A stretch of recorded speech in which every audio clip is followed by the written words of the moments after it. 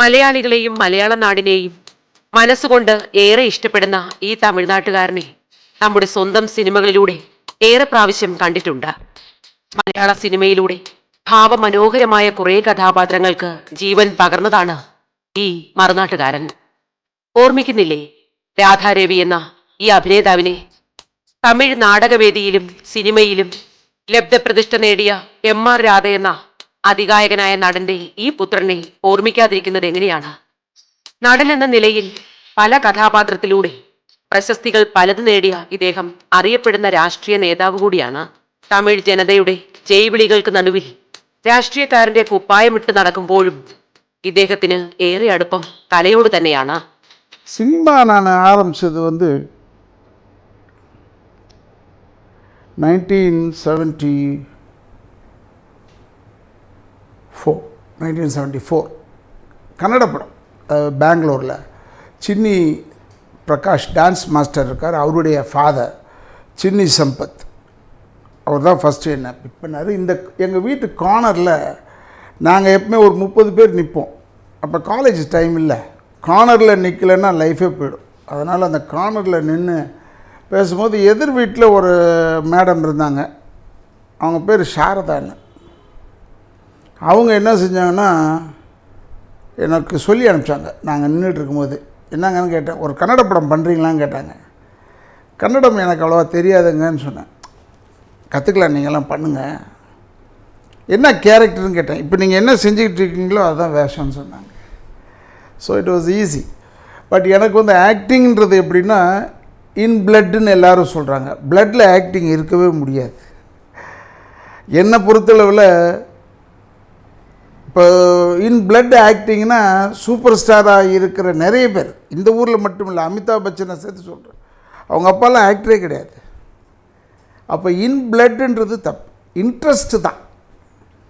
நமக்கு சினிமாவில் இன்ட்ரெஸ்ட் வந்துருச்சுன்னா எங்களுக்கு வந்து இப்போ எனக்கு நாடகம் சினிமாவை தவிர வேறு எந்த தொழிலுமே எனக்கு சரியாக தெரியாது.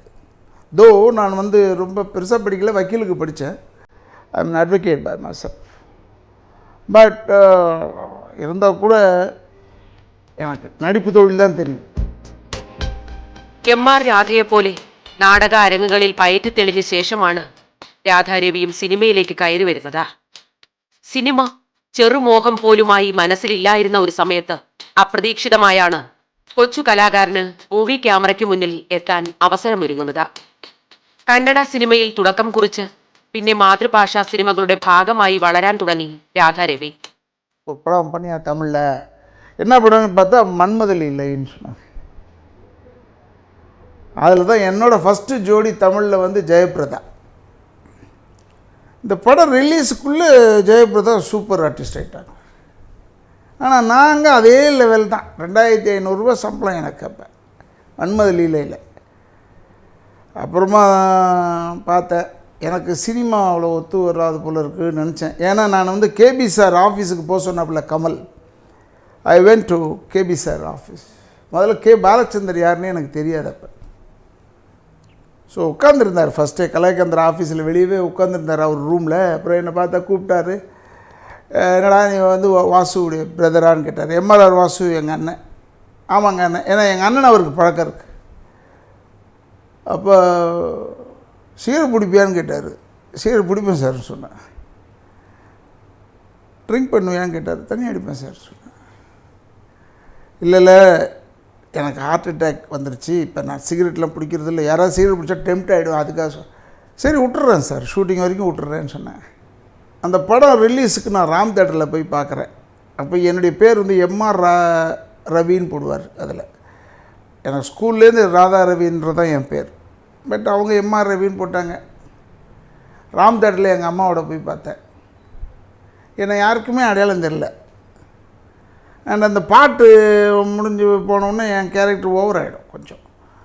அப்புறம் நான் வந்து அம்மாட்ட சொன்னேன், அம்மாலாம் இப்படி தான்டா கஷ்டப்பட்டு வரணும்னு. எங்கள் அம்மா தனலட்சுமி அம்மாள் வந்து எங்கள் அம்மா வந்து எல்லாருமே வளர்த்தவங்க, இன்க்ளூடிங் ராதிகாலேருந்து எல்லாருமே இந்த வீட்டில் தான் வளர்ந்தவங்க. பட் ஸ்டில் எங்கள் அம்மா சொன்னோன்னே எங்கள் அம்மா எனக்கு விட்டு கொடுக்கல, என்கரேஜ் பண்ணாங்க. சரின்னு வந்துட்டேன். அப்புறமா தான் தமிழ் படம் அப்படி வராது, மன்மதலீலை, திருக்கல்யாணம், வெரி ஸ்டாண்டர்டாக பிக்சர்ஸ் செஞ்சேன். அப்போ எனக்கு கிடைச்ச ஒரு நல்ல ஃப்ரெண்ட் வந்து டைரக்டர் ஜோஸ்ன்னு குள்ளமாக இருப்பார். அவர் என்ன செஞ்சார்னா மகர விளக்குன்னு ஒரு மலையாள படம் எடுத்தார். அந்த மகர விளக்கில் நான் வில்லன்னு செஞ்சேன்.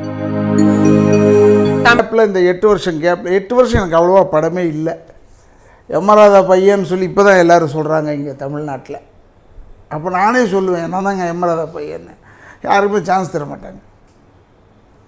அதனால் நான் என்ன செஞ்சேன்னா விட்டுறலாம் சினிமாவைன்னு ரொம்ப கஷ்டப்பட்டேன். பட் ஆஃப்கோர்ஸ் திருப்பி சினிமாவிலே வந்து 82ல் தண்ணீர் ரிலீஸ் ஆச்சு. ரிலீஸ் ஆனோன்னே பெரிய ஹிட் ஆச்சு, எனக்கு பெரிய பேர் ஆச்சு. அப்போ உயிர் வல்ல வரை உஷாவில் டி ராஜேந்தர் கூப்பிட்டார். டிஆரில் எனக்கு நல்ல ஃப்ரெண்ட்ஸ் த்ரூ டிகே போஸ் மூலிமா எனக்கு தெரியும்.